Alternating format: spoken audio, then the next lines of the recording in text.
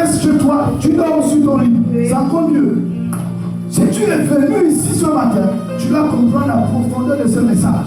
Et comment l'attitude de ces deux personnes. On va rentrer en détail et on va vraiment comprendre exactement qu'est-ce que Dieu veut nous dire ce matin. Donne-moi un bon amen. Donne-moi un bon amen. Alléluia. Monter au temple. Comprenez que lorsqu'on parle de monter au temple, lorsque nous venons au temple, c'était l'appel divin à l'élévation spirituelle. C'est Dieu qui t'invite à l'élévation spirituelle. En fait, monter au temple, tel que nous sommes venus ce matin, Dieu veut t'élever spirituellement. Comparativement à celui qui est resté à la maison. Parce que quand tu es venu ici, tu dois aller descendre avec quelque chose de spécial. Tu ne dois pas ressortir tel que tu l'as entré. Je te le dis, voici ce que Dieu est capable de faire.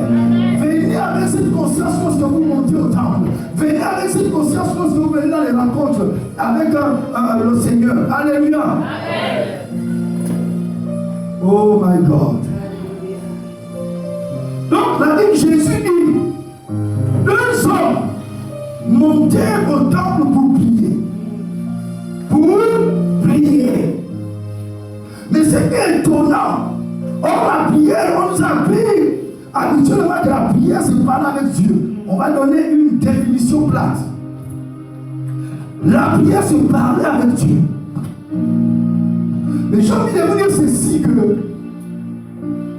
vous ne deviendrez pas ce que vous priez.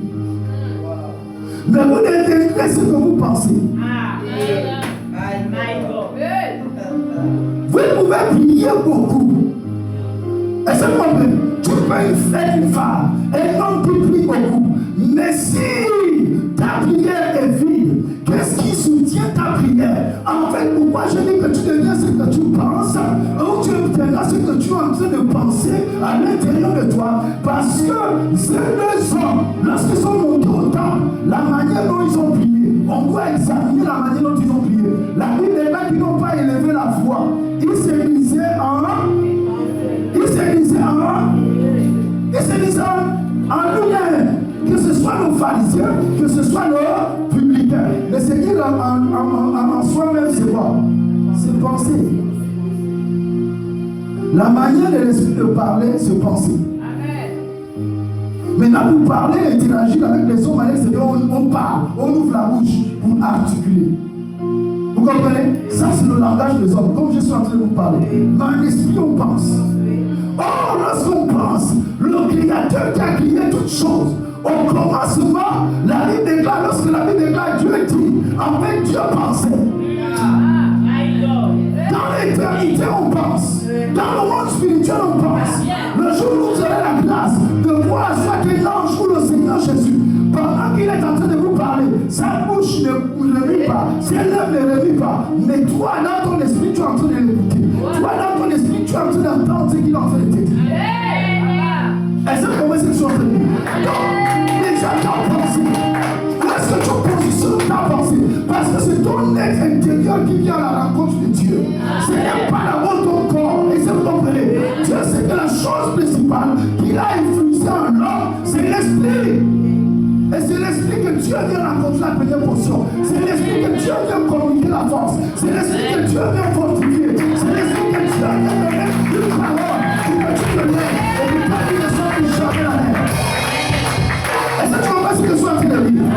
J'insiste sur ce point pour que même lorsque tu seras dans ta maison, tu sauras comment prendre les choses du ciel. Tu sauras comment te positionner. Est-ce que vous comprenez ce que je suis en train de dire? Donc dans le texte original, le mot monter vient du grec anabaïno. Anabaïno signifie simplement gravir, s'élever. En hébreu, le mot équivalent, comme je vous l'ai dit, Allah, veut dire monter, s'élever vers Dieu. Allah signifie monter, s'élever vers Dieu. Mais qu'est-ce qui peut monter, s'élever vers Dieu? Ton corps a été tiré de la terre. Donc ton corps ne pourra pas monter, s'élever vers Dieu. Est-ce que vous comprenez cela? C'est ton esprit. Dieu, la Bible dans Genèse, il avait soufflé. Genèse chapitre 2, le verset 7. Il a formé la poussière de la terre. Le corps avec la poussière de la terre. Et il a soufflé. Le souffle, là, le mot hébreu, c'est le même mot qu'esprit.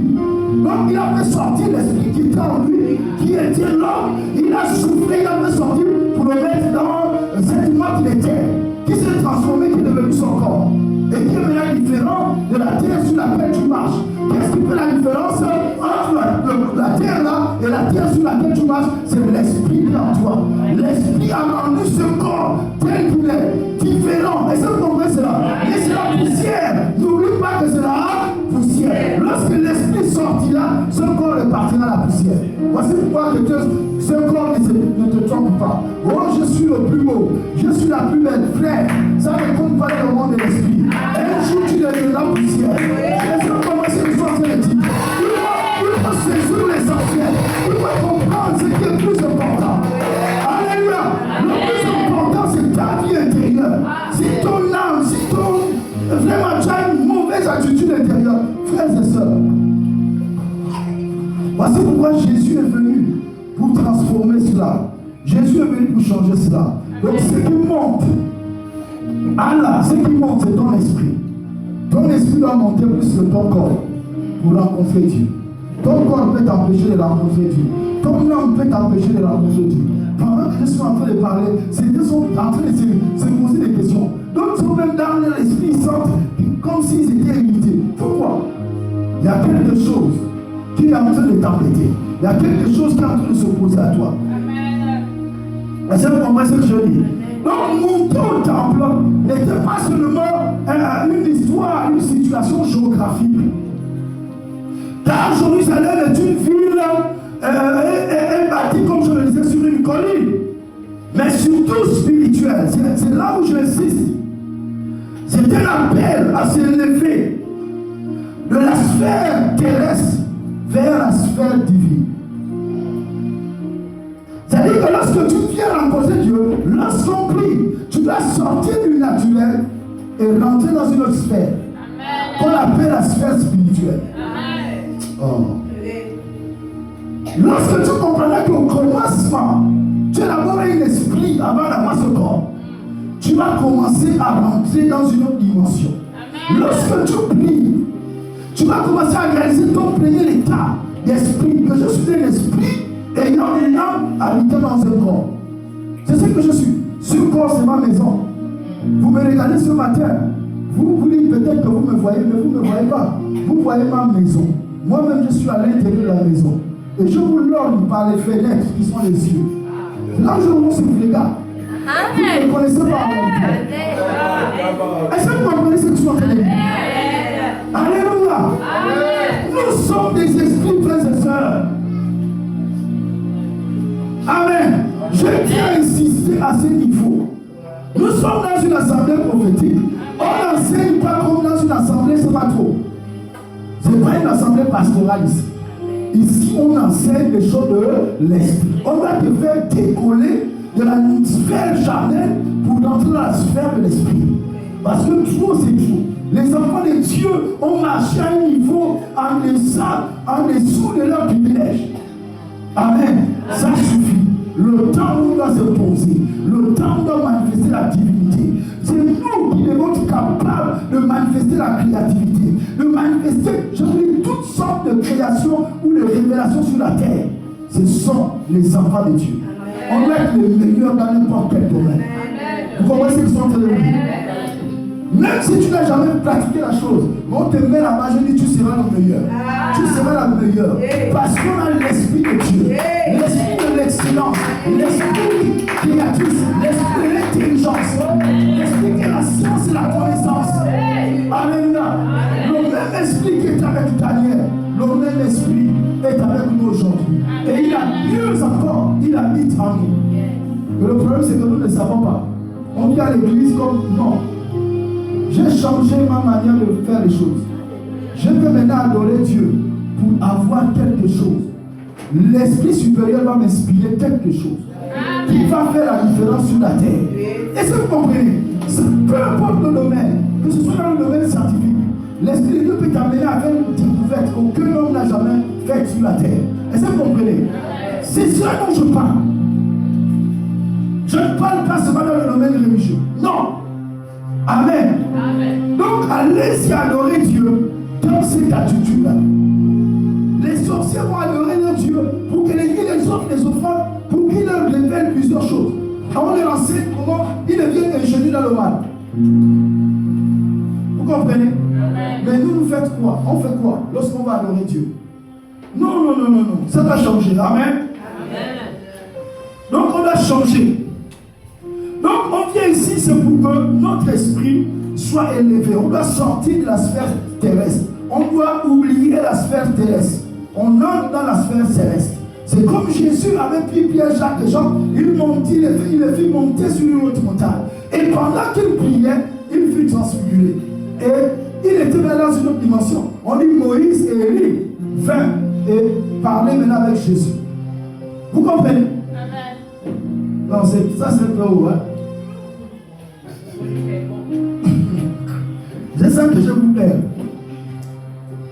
C'est dans la Bible. Est-ce que c'est pas dans la Bible? Amen. Lorsque tu pries, un ange, même Moïse ou Abraham, ou même n'importe qui, les héros de la Bible, ils peuvent venir vers vous et vous parler, vous donner des choses, vous enseigner.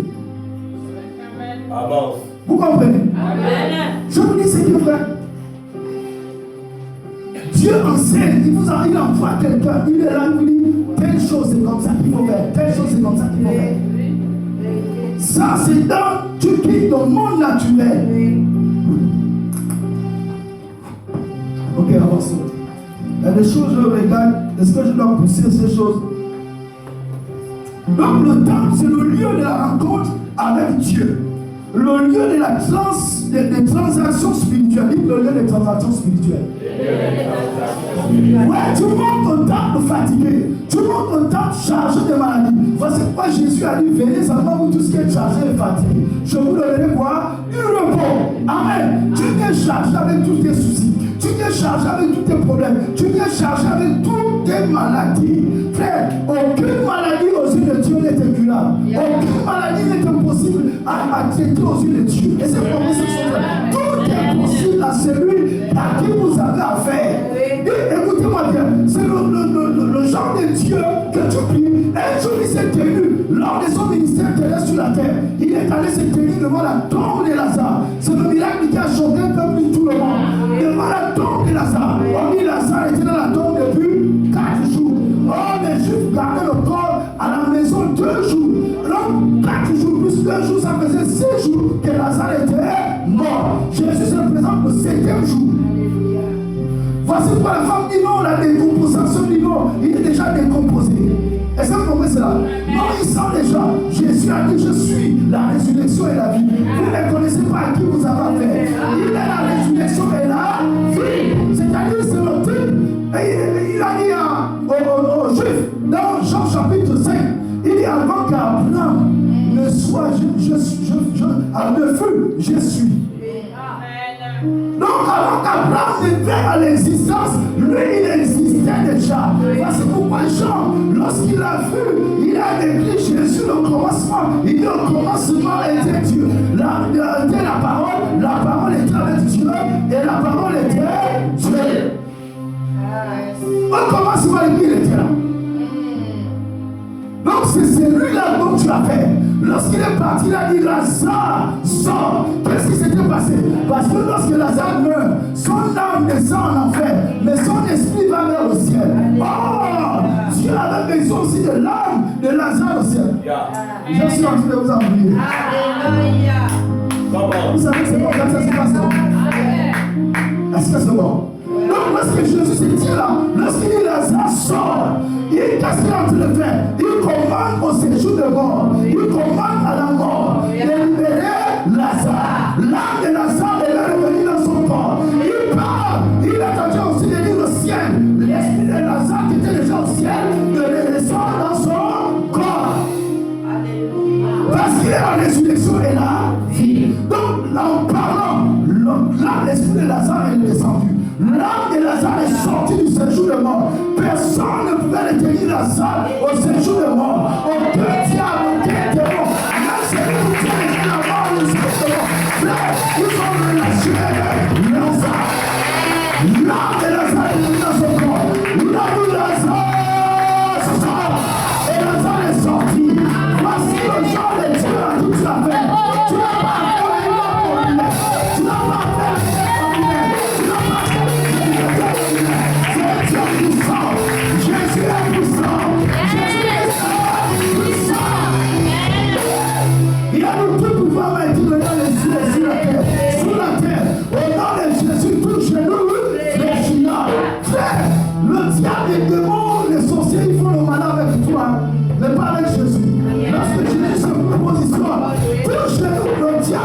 les genoux. Des démons. Tu as des mandats. Alléluia. J'ai dit c'est ton Dieu. J'ai dit c'est celui-là. C'est toi qui l'as apporté. C'est celui-là que tu l'as apporté.